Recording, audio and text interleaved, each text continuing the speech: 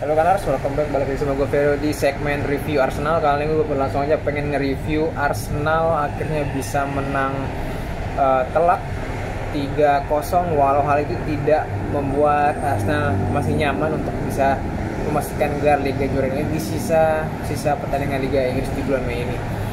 Oke, dan buat gue Arsenal sudah cukup konsisten, tapi apakah konsistensi Arsenal cukup untuk membawa mereka juara? Mari kita bahas dari sudut pandang hasil review match kali ini lawan Bournemouth.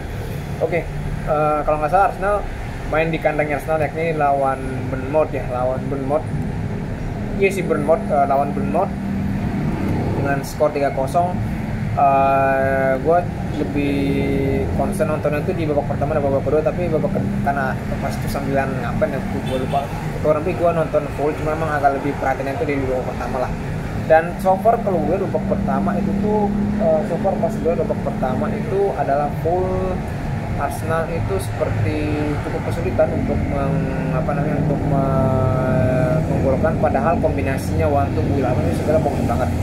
Mungkin karena emang otaknya belum fresh, ataupun mungkin pertahanannya Bournemouth sangat solid di babak pertama ya dibanding babak kedua. Di babak kedua itu buat gua Arsenal cukup lebih solid, juga bisa memanfaatkan peluang dan lain-lain.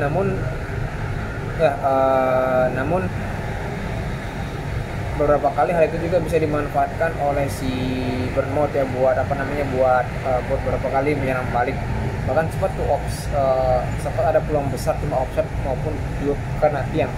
Cuman yang pasti Bournemouth kan lebih banyak menganu di babak kedua gitu. Karena di babak pertama benar Bournemouth itu cuman di peluang doang dan nggak ada cuma satu peluang non-on shoot off target kalau nggak salah bro. Sisanya tuh kayak anjir dah.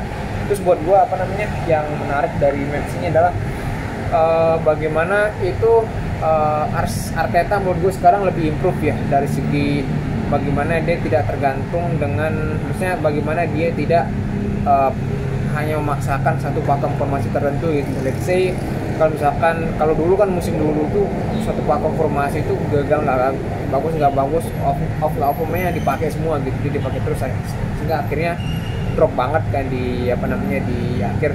Nah sekarang di musim ini salah satu menurut gue yang unik di Arsenal di musim ini dibanding 3-4 musim sebelumnya adalah Arsenal itu di paruh kedua musim itu sangat konsisten asli. Malah di paruh pertamanya yang agak mungkin dari hasil lumayan konsisten karena ada beberapa kali kalah juga, tapi hasil memangnya, tapi dari segi